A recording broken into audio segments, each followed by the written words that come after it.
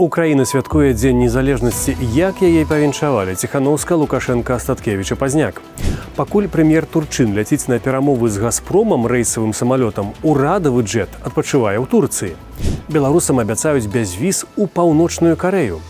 Улады рыхтуюць закон аб абавязковай рэгістрацыі ДНК. Чэхія адмяніла рашэнне аб дэпартацыі беларуса Якава Кудзялевіча, які спрабаваў учыніць самагубства. Добрый дзень, гэта Пік Свабоды, з вами Дмітрый Гурневіч. Мы расказваем пра падзеі 24 жніўня і тлумачым, што яны значаць. Украіна адзначае 5-ты дзень незалежнасці ва ўмовах поўнамаштабнай вайны. Прэзідэнт Украіны Владзімір Зеленскі ў сваім віншаванні падзякаваў украінцам за адстойванне і абарону краіны, дапамогу вайскоўцам і за працу на карысць Украіны. Русські вважали нас молодшим братом, а життя довело, ми з ними не знайомці. Для них чужі всі риси нашого характеру, все те, що робить українців українцями. Украінцаў павіншавалі Святлана Ціханаўская, Александр Лукашенко, Мікалай Статкевіч і Зянон Пазняк, але іхныя пасланні моцна адрозніваліся.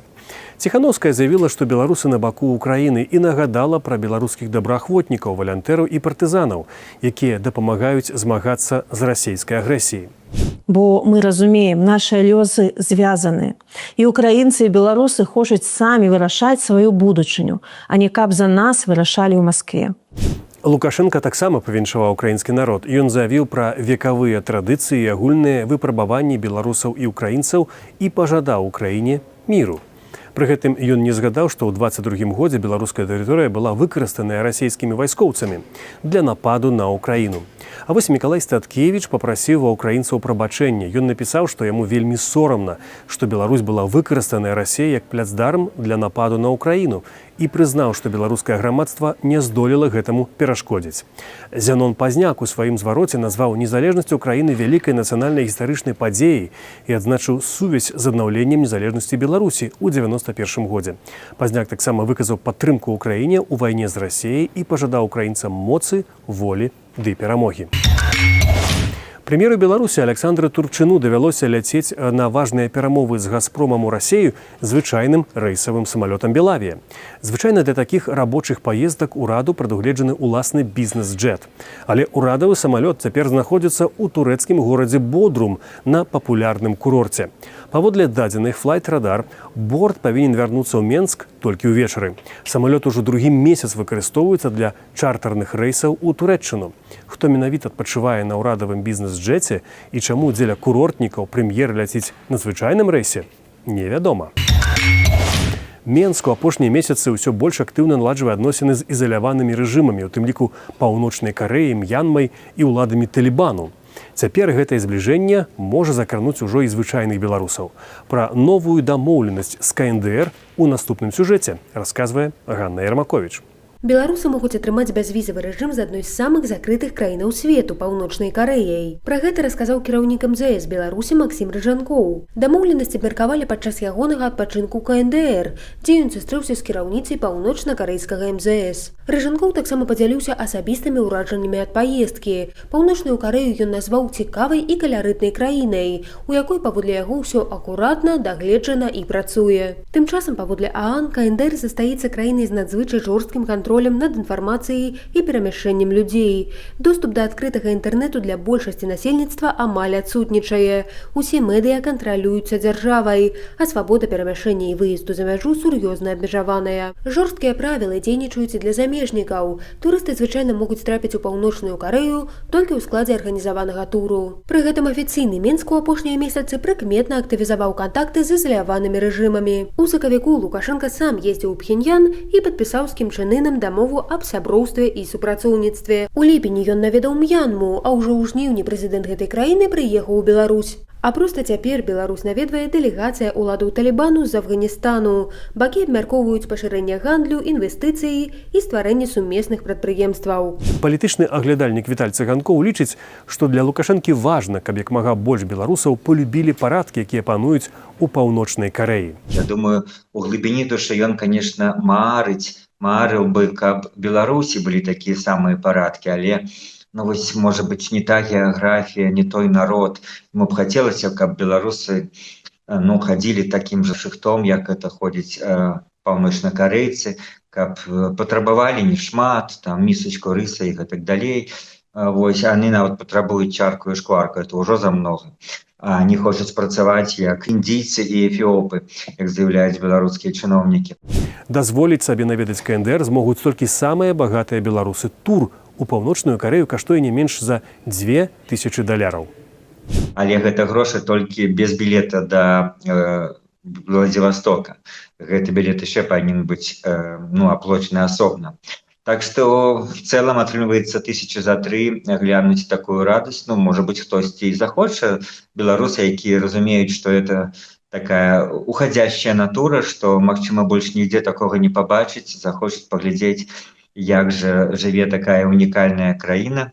Так што, можа быць, гэта і будзе карыстацца попытам. Правда, я не думаю, што адмена візы штосьці вырашыць. Была віза, за нее можна было заплаціць, атрымаць. Зараз няма візы, што гэта прынцыпова мяняе в турыстычным потоку. У Беларусі хочуць увесці абавязковы збор і захоўванне ДНК грамадзян. Пра гэта заявіў старшыня Дзяржаўнага камітэту судовых экспертыз Алексей Волкаў у эфіры Дзяржаўнага каналу.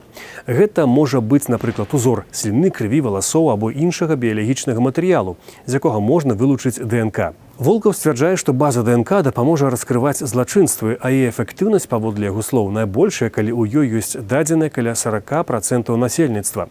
Але ёсць і рызыкі, расказвае былы супрацоўнік крымінальнага вышуку Менску Станіслаў Лупаносаў. Силовики могут поднять любые архивы прошлых лет, изъять плакаты, флаги, листовки, растяжки, конверты с письмами. И, имея базу с ДНК, можно спустя годы установить личности сотен людей, чьи лица не попали на камеры или были скрыты масками. Любая анонимная низовая активность от наклеивания стикеров до рельсовой войны перестанет быть анонимной. Слюна, наклейка ленти, частицы перхоти или микроследы эпителия на брошенном предмете моментально смогут выдать исполнителя этой акции. Лидеров мнений, активистов и добровольцев, уехавших за границу, система сможет идентифицировать и процессуально привязать к делам заочно, используя образцы ДНК их родителей или детей. Пакуль невядома, у каго менавіта будуць браць узоры ДНК і што будзе за адмову здаць іх. Падобныя ДНК-базы існуюць у многіх краінах, але ідэя абавязковай геномнай рэгістрацыі і ўсяго насельніцтва значна больш радыкальная мера. Чэшскі суд адмяніў рашэнне аб адмове беларусу Якаву Кудзялевічу ў міжнароднай абароне. Пра гэта паведаміў ягоны бацька Дмітрий Кудзялевич. Стан его тяжкий покуль, бо 72 дни быть без притомности, пережить гипоксию. Але он размовляет, он хорошо мыслит, даже иронизирует. С головой, слава богу, самое главное, что более-менее все в порядке. Но это же еще нужны специалисты, ему нужны и психотерапевты, ему нужны логопеды, еще работать и работать. Физически, конечно, не очень, то есть конечностями двигает, но не так, чтобы свободно можно было там кушать самостоятельно или ухаживать за собой. У красавіку Якаў Кудзялевіч спрабаваў скончыць жыццё самагубствам. Ён правёў 73 дні ў коме і цяпер праходзіць рэабілітацыю. 23-гадовы Якаў з'ехаў з Беларусі ў 17 гадоў пасля пратэсту 20-го года.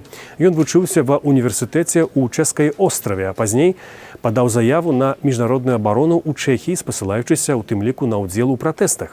Міністэрства ўнутраных справаў яму адмовіла, але суд стаў на бок беларуса. Цяпер Якаў зможа пазбегнуць дэпартацыю ў Беларусь і працягнуць знаходжанне ў Чэхіі. Беларусы застануцца без Payoneer. Гэта папулярны міжнародны сервіс для атрымання і пераводаў грошаў з-за мяжы. Ён закрывае ўсе рахункі кліентаў з Беларусі. Грошы трэба вывесці да 10 верасня. З 11 верасня доступ да рахункаў і сродкаў на іх будзе закрыты. У Payoneer тлумачаць рашэнне зменамі з боку банкаўскіх партнераў сервісу. Праблемы ў беларусаў пачаліся яшчэ ў 22 годзе. Раней беларусы страцілі магчымасць карыстацца сервісамі Wise, Paysera, Western Union, Revolut, а PayPal абмежаваў магчымасці для беларусаў. Усё гэта сталася пасля поўнамаштабнага ўварвання Расіі ва Ўкраіну, у тым ліку з тэрыторыі Беларусі. На нашем канале «Радыё Свабода» вышло интервью с паэткай Настай Кудасавай. Заахвочваем вас яго паглядзець. Ідзе вайна, Беларусь агрэсар, унутры рэпрэсіі, а людзі, А які не ёсць пікнуць. выбар? А які ёсць выбар? Я б таксама так рабіла. Можа, гэта прагучыць зараз дзіка, асабліва калі гэта выразаць з кантэкста. Я за кан'юнктуру заўсёды. Немцы Там як это быў вельмі немцамі, культурны народ. вось, менавіта. 30-е. Беларусы не коцікі. Я думаю, што ніхто не коціць. Да вайны яшчэ неяк можна было. А калі ўжо пачалася вайна, гэта был так сабе. Ну, але што рэальна яны маглі зрабіць? Яны маглі зрабіць толькі сама, колькі ты, нічога. Слухай, направду многім было ўсё роўна. Никакого русского языка, што за пазорыще такое. За Ціхановскую я не галасавала. Наста Кудасава – адна з найвядомейшых паэтак сучаснай беларускай літаратуры. Яна аўтарка 7 кніг вершаў, а таксама лаўрэатка прэміі «Кніга году», прэміі імя Міхася Стральцова, Наталі Арсеньевай. Пасля поўнамаштабнага ўварвання Расіі ва ўкраіну яна мусіла пакінуць родны Рагачоў і асела ў польскім горадзе Гдыні на узбярэжжы Балтыйскага мора, дзе сёння, апрача стварэння вершаў, пячэ пончыкі. Мы пагаварылі сёння з ёй пра мову, вайну, страх, а таксама пра тое, што вершы гавораць нам лепш, чым усе іншыя формы.